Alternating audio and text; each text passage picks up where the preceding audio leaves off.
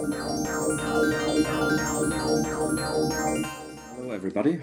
I think we're live, so let's get this show on the road. Everybody, a very warm welcome to today's webinar. I'm Falk, and I will be moderating the session today. It's the first Plotlights webinar in our 2022 series, and we're kicking things off with a big topic: how to supercharge CEO-driven communications with ESG themes. A bit of housekeeping before we start. If you want to live tweet during today's session, please do so using the hashtag #PlotlightsWebinar. Since you're all muted, please send any questions or comments through me via the chat function. Thanks so much. Well, why have we chosen to focus on this topic?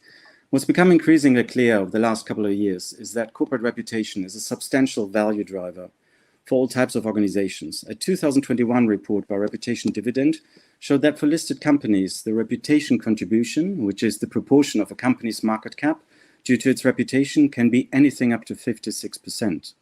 Now, this is a very high value for Apple, in fact, but Amazon has almost the same value as does Alphabet, which is, of course, Google's parent company. The average reputation contribution value is still at 45% for the top 20% of listed companies within the S&P index of companies combined. This, of course, demonstrates the immense importance of reputation as a driver for market cap. But it's not only about financial markets. The 2022 Edelman Trust Barometer says that about 60% of consumers make buying decisions based on beliefs and values, therefore directly linking up reputation with business performance. That's why many CEOs, boardrooms, and stakeholders choose a strategic approach to their reputation, as well as its driving forces. And one of these driving forces are ESG topics, and it's not a surprise, therefore, that the use of ESG themes has grown eightfold within just a few years.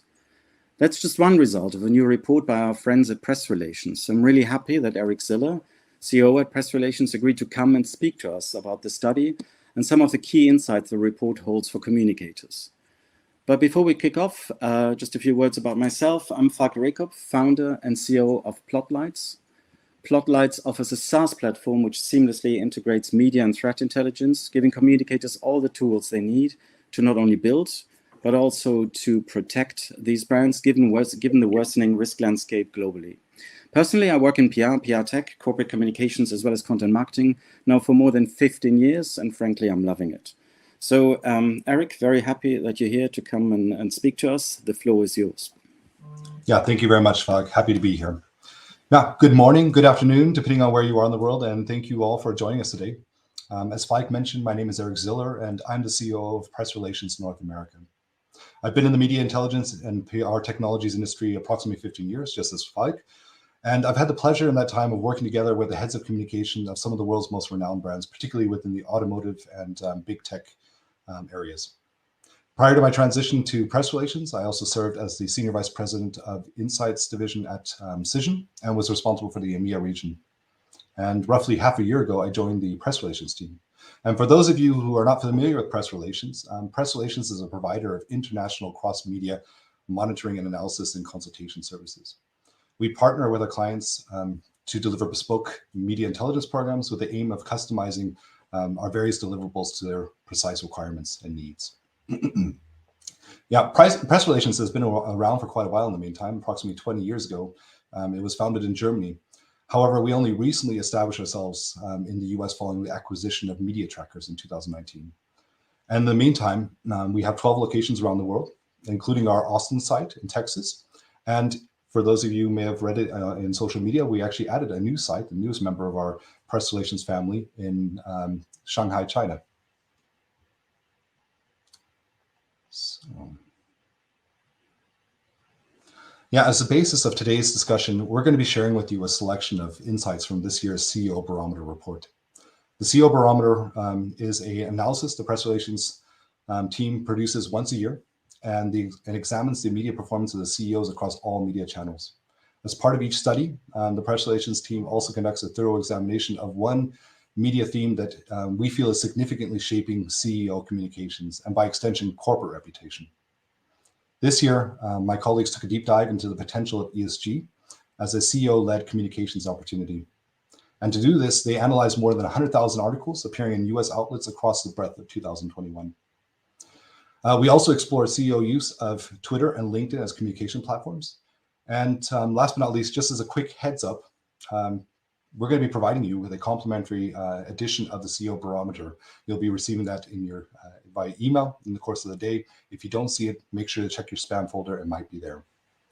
So let's start off by talking a little bit about why the CEO is so important for brand reputation. A Weber Shandwick survey of 1,700 executives from 19 countries around the world explored just this topic and found that half of all executives believe the CEO's media standing directly influences a company's reputation. The study also highlights that a CEO's media profile accounts for approximately 60% of corporate reputation and cited it as a direct contributing factor to market valuation.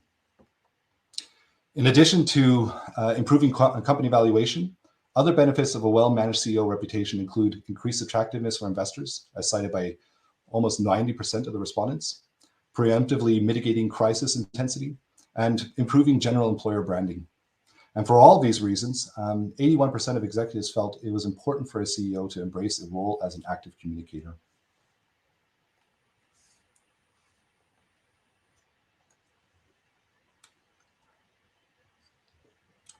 So, who amongst the top US CEOs has understood these principles and has embraced their role as what I like to call communicator-in-chief?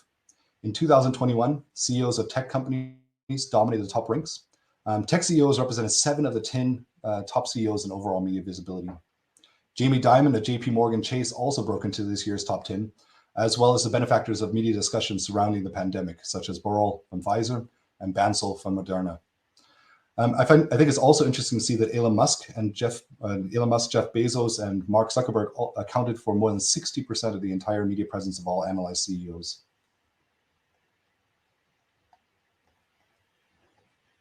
So zooming in on the tech industry and excluding the outlier that is Elon Musk, you guys know he's very prolific and basically has much higher numbers than everyone else on the screen here, so we've excluded him. We find that Mark Zuckerberg, Tim Cook, Jack Dorsey placed top amongst their peers.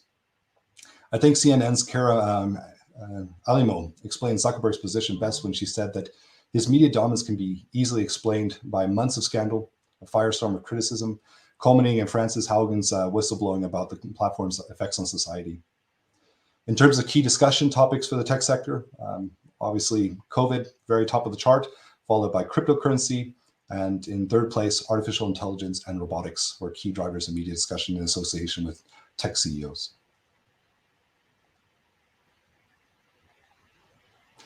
Switching over to top financial CEOs, we see only a slightly different picture with, again, COVID-19 topping the charts, cryptocurrencies placing second, and then we have a newcomer with sustainability and climate change themes rounding out the top 3 communication agenda points. The leaders in the space, I mentioned one of them previously, Jamie Dimon, followed by David Solomon and Larry Fink, all of which shared a common focus on these core issues.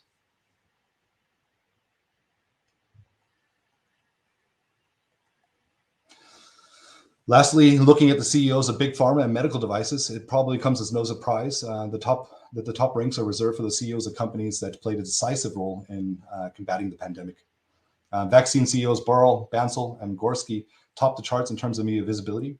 But when we take a step back, we also see Jeffrey Martha from Medtronic, who also broke into this year's top 10. You'll recall that Medtronic played an important role early on in the pandemic in providing respirators to severely affected COVID patients.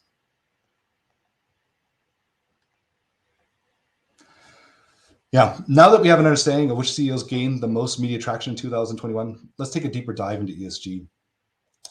Starting off, let's set a common definition. ESG, as many of you will know, is an acronym for environmental, social, and corporate governance, and it is a framework for evaluating the extent to which a corporation contributes to the goals that benefit the society at large and go beyond the company's primary objective of maximizing profits for its shareholders. It has also become the basis of a growing movement known as sustainable investing and serves as a guiding set of criteria for determining the composition for a variety of specialized ETFs in that space, most notably amongst which MSCI.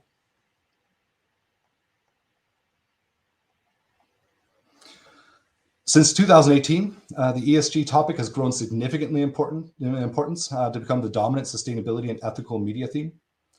During this time, media coverage of ESG grew by more than 800%. In fact, to be more precise, it grew by 840%, generating nearly 80,000 article mentions in 2021 in US media alone.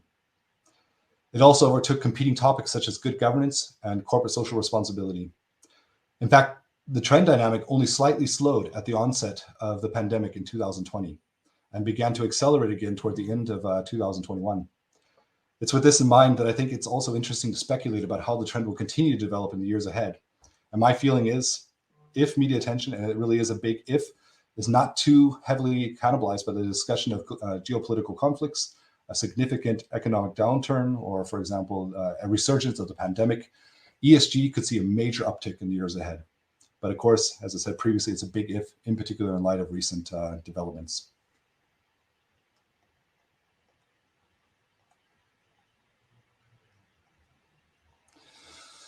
Regardless of competing media topics, our data suggests that ESG will become a primary driver of corporate reputation in the midterm. This is why moving forward, it's so important for companies to have a plan to address ESG. Larry Fink, CEO of BlackRock, said it nicely in his annual letter to the CEOs, and I'm just going to read it aloud here. A company's ability to manage environmental, social, and governance matters demonstrates the leadership and good governance that is so essential to sustainable growth, which is why we're increasingly integrating these issues into our investment process.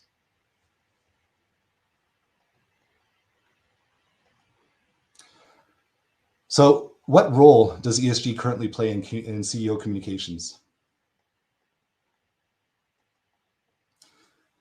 Presently, CEO macro agenda topics are dominated by a discourse of business impact of the pandemic, appearing in more than 70% of CEO-related coverage, followed by media debate of cryptocurrencies at 22% of coverage, and AI and robotics at 16%. By contrast, CEO media presence relating to climate change only made up about 12% of the total discourse, whereas cultural topics such as Black Lives Matter, cancel culture, gender equality, and diversity garnered a 6% share in media and CEO media coverage.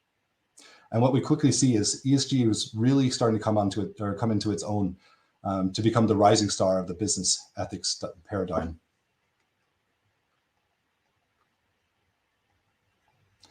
So now that we've established who are the most prolific CEOs in the US media and the steadily growing importance of ESG, we'd like to give you a couple tips and tricks to correspondingly position your CEO and by extension your company. Starting off with voice ownership. Voice ownership is both a tool and a metric used by media analysis companies such as pressrelations to determine to what extent, for example, a CEO or any other public figure for that matter, is attempting to actively steer media discourse. Voice ownership attempts to measure the ratio of active voice to passive voice. Active voice can be thought of as a portion of media coverage containing a direct quote or interview content, but for example, by a CEO of a company. And passive voice is just the opposite, namely the general evaluation by journalists of the CEO in question. Leveraging your CEO as a communicator in chief while making sure he or she is not only regularly engaging with top journalists, but also offering up great quotable content is an excellent tool to drive ESG messaging. When we look through this lens at the performance of top CEOs, we find that nearly 33% of the total CEO media resonance, and as I mentioned previously, a key determinant of corporate reputation, is driven by direct quotes and interview content. The remaining 67% is attributed to those general journalistic evaluations of the CEO. CEOs of technology companies are considerably less active in guiding corporate reputation, whereas finance and pharma CEOs are much keener to directly engage with journalists, both of which generating active voice ratios of 40 and 59% respectively.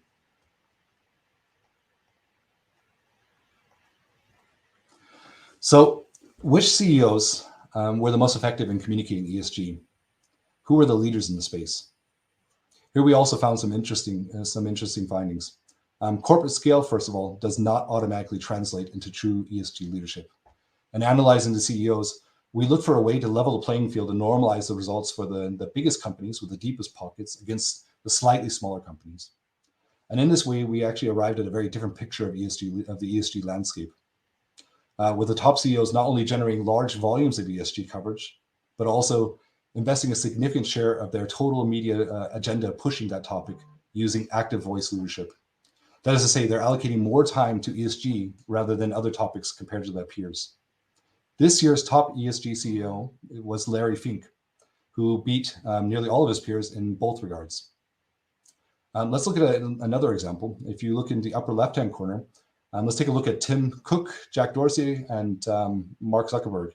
And we see that all three generate huge volumes of ESG coverage, but infrequently directly engaged with the media on the topic.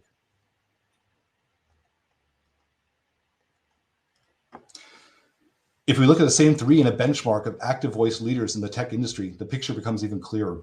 Namely that Tim Cook and Jack Dorsey, generally speaking, rarely engage with journalists compared to their direct peers, with both placing 9th and 10th, respectively.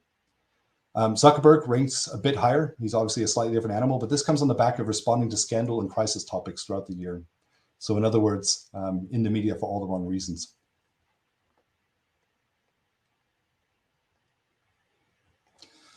In an active voice benchmark of top financial CEOs, we see a much more balanced picture, with the most visible CEOs also belonging to the group that most frequently actively engaged with journalists.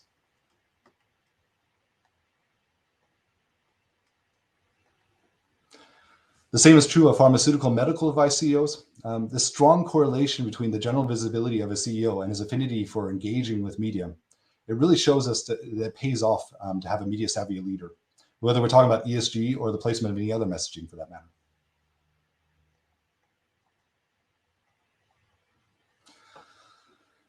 So let's move on to the next tool for promoting CEO-based ESG messaging. And I can't underline it enough. Use social media.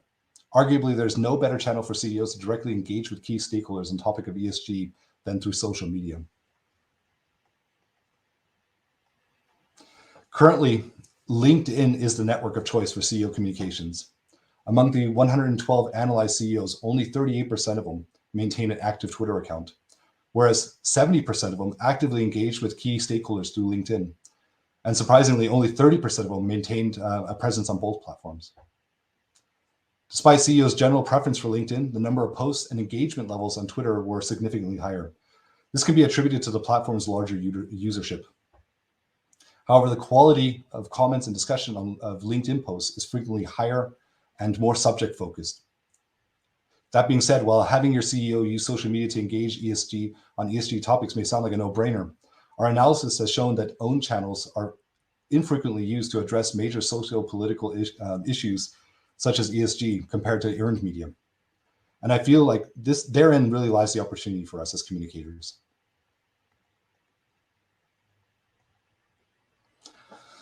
Lastly, we talked a lot today about CEO and ESG from a qualitative perspective. But due to time constraints, we haven't delved too deeply into the associated qualitative perspectives. I take it back. We talked about it in terms of quantitative perspectives, but not necessarily in terms of the qualitative perspective. Voice ownership and social media are both powerful tools for a CEO to connect with vital stakeholders and reinforce both corporate and personal branding. But it can also be a pretty tricky endeavor. And we as communicators have an obligation to support our CEOs in their use of these tools to ensure messaging is on point and constructive. And just to throw out an example here, and it's certainly a counterexample, here we see one of Elon Musk's more recent and arguably tamer tweets. Obviously, such active voice messaging, while provocative, is not particularly helpful from an ESG perspective.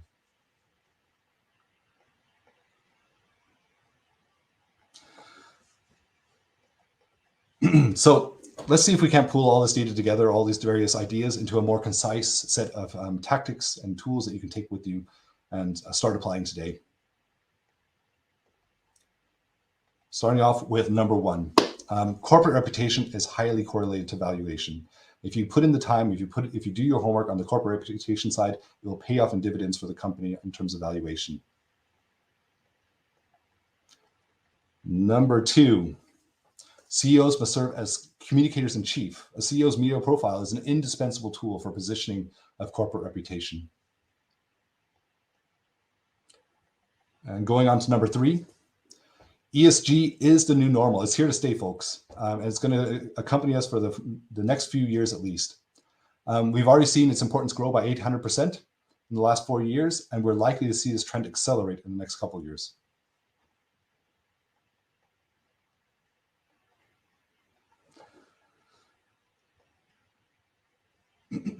So number four, CEOs are increasingly expected to take a stance on crucial social, and ecological topics. Number 5, CEOs should use voice ownership to actively steer corporate and personal branding. A CEO's ability to provide journalists with quotable, authentic content can work wonders for brand reputation. And last but not least, number 6, social media is an extraordinary vehicle for directly connecting with key stakeholders using voice ownership. Presently, most top CEOs are not fully using it to deliver ESG messaging. Don't miss out on that opportunity. Use social media.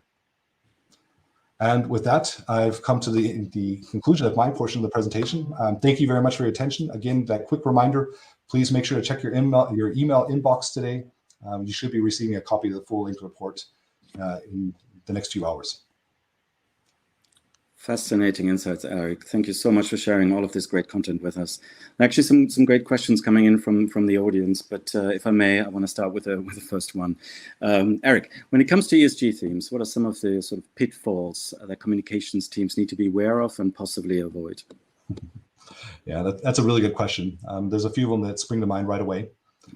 It's really important to make sure that whatever you communicate in terms of ESG, that it feeds into the overarching purpose of the company, and even more importantly, that it feeds into or that it converts into action.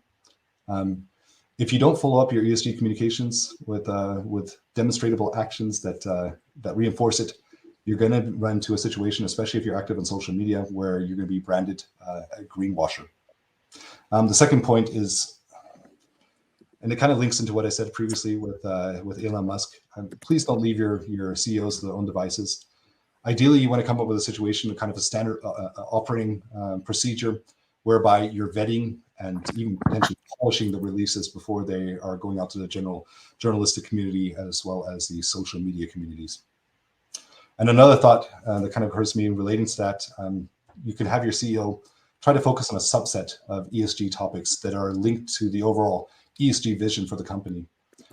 In this way, he can set himself up as a subject matter expert and champion the topic, and again, try to establish himself as kind of a thought leader in the space. And the last item is one of the main pitfalls. It's personality. I mean, the CEO, you shouldn't force him into a situation where he's going to be speaking in a way that he's going to be not perceived as authentic.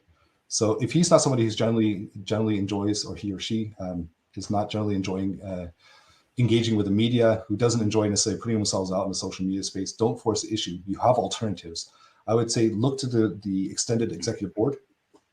There's certainly going to be others that do enjoy positioning themselves in social and traditional media. One person that might be a key candidate, again, ESG is of course about what's doing right from a corporate perspective. But in the meantime, one of the reasons why ESG is so successful is because it's also become an investment-related concept.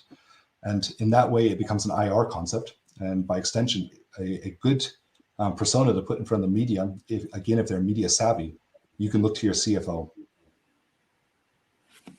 Thanks, Eric. Very insightful. The first audience question actually comes in from a participant located in England. And the question is voice ownership a suitable tool and approach for all organizations? I would say it is. It certainly is, but there are organizations that are going to benefit more from it. First of all, consumer-driven organizations, so organizations where it's more of a B2C environment. Again, I hope that ESG is really something that companies take to heart. It's something that it's about doing what's right. But in terms of communication, in terms of trying to drive value for the corporate brand, B2C companies will generally tend to profit more from it. The other part of that, the flip side to that, I kind of touched upon in the previous question, personality. If your CEO is just not media affine, it's not something that he or she enjoys, and you don't have a suitable candidate, don't force the issue, look for other ways to speak authentically to your ESG agenda. And that way, voice ownership is, of course, disqualified. Okay. I see. Thank you for that. The next audience question focuses on the measurement side of things. How do you recommend to structure the communications controlling processes when it comes to ESG messaging? Yeah. First of all, I think it's really about, and it's not just about talking about ESG, just more broadly, but it's certainly applicable to ESG communications as well, the measurement of ESG communications. It's about choosing the right partner. They should have the right capabilities. They should have the right proactive consultative mindset. They shouldn't just regurgitate figures. They should have a good understanding of the industry that you're involved in, so that they in turn have a good understanding of your specific business environment and the challenges that you face. They can provide, again, more authentic, more actionable, data-informed advisory. In terms of those capabilities, you're definitely going to want to make sure that they are capable of researching across, in near real time, and that's an feature, researching across traditional and social media channels as exhaustively as possible. You're going to also want to make sure that they're able to deliver those results, as I mentioned, in near real time. And the results are not going to only be in the form of monitoring results, so not just a push of articles, for example, or the relevant tweets in near real time by an online platform, but also in terms of top-line analysis. So that, again, the decisions, the tactics, and the strategies that you develop are founded in data. Lastly, I suppose my guidance would be to, this is really a problem I see very, very frequently. Communicators struggle to understand exactly when they should be involving their media intelligence partners, at what stage of the communication lifecycle. And obviously I have a biased opinion on the matter, but my argument would be to involve them at every stage of the communication lifecycle. And to just put it in very plain terms, I mean, we're talking about in terms of stages: planning, implementation, and post-implementation review phases. In the planning or the pre-implementation phase, you're going to want to make sure that you are, first of all, leveraging your media intelligence partner to the data that they provide and the guidance that they provide to inform the strategies and tactics that you want to eventually execute on. You also want to make sure, and this is something that often is neglected, but you want to tell them, or you want to discuss with them, it should be kind of a two-way conversation, exactly what are your objectives that you're trying to achieve. They'll provide some guidance together with you for what are the meaningful metrics to try to measure against that you can during the implementation phase and the later follow-up phases, that you can start to can report on your progress. They can also customize their tools and inform their analysis teams of the specific type of messaging that you have in mind. You can do this retrospectively, but it becomes more challenging to do it accurately. If you set up the program right from the get-go with the right messaging, with the right metrics, with the right understanding of the objectives you're trying to achieve, your media intelligence team are going to be able to deliver much higher quality data, much higher quality guidance, both from a tactical and a strategic perspective. And then the last thing is in the, let's say, the post-implementation phase, post-execution phase, of course, you're going to want them to deliver a insightful performance assessment. You're going to want to make sure that you're identifying what's worked, what didn't work, and you're going to, and this is something again that's often neglected, but you're going to want to look to take away key learnings from it. You can template best practice for future use, future implementation.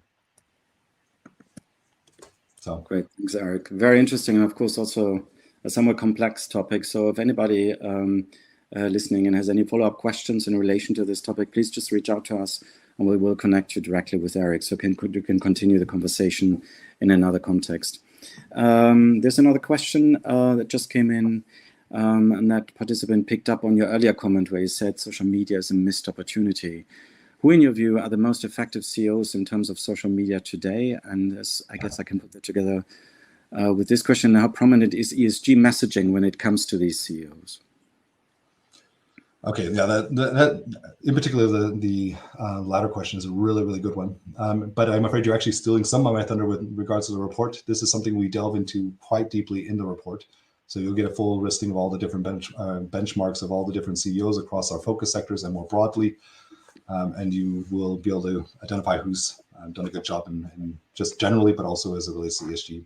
But that being said, happy to share some initial figures on that. As you guys saw a moment ago, we focused on two platforms. They're the most prominent platforms, most frequently used for CEO communications and corporate communications: LinkedIn and Twitter. And there are basically two types of metrics that are most meaningful to answer that question or that set of questions. The first one is going to be the number of posts. So just an absolute figure, number of posts. And the second one is going to be engagement. And starting off with LinkedIn, the most prolific poster, if you will, is going to be Jim Fitterling from Dow. He generated more than 131 posts on LinkedIn during the measurement period. And in terms of engagement, and I'll say it right from the get-go, that it's a bit of a, he has an unfair advantage. So it's the gentleman whose company owns LinkedIn. So I'm talking about none other than Satya Nadella from Microsoft. And he actually had the most engagement at just over 850,000 interactions. And on the Twitter side, same metrics.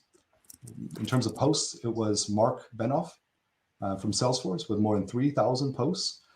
Something actually surprised me quite a bit. I was expecting the most prolific poster to actually be Elon Musk, but he was only second. He was a runner-up in terms of posts. He generated 2.2 thousand posts during the measurement period. But he was by far and away the most engaging, arguably not always, but arguably because he was most provocative and it simply was most provocative. I'll leave it at that. But he generated engagement in excess of 123 million interactions. And that was 47 times more interactions than his runner-up, Mark Benoff. No, well, that's fantastic. I mean, that's partially why I love the report there, because there are quite a few surprising insights in there. So that's fantastic. As we're running out of time, Eric, please allow one last question. I mean, today we talked about basically about the results of the 2021 CEO Barometer edition. Will there be a 2022 edition? Yes, there certainly will be. This is something, as I mentioned, we produce once a year. We're already working on the next edition. We're already trying to figure out what's going to be the hot topic to address in relationship to CEO communications. The expectation at this point is that we're going to be producing that report either the end of Q2 or the beginning of Q3. And for everyone who's on this line, very likely we're going to be passing here, or who's participating in this particular webinar, we're going to be passing that to you onto you proactively. So you can expect to receive that in your inboxes. Perfect. Thank you so much. That's fantastic. Looking forward to it. Perfect. Thanks again for your inspiring presentation and thoughts today, Eric. Greatly appreciate it. Pleasure. Fantastic.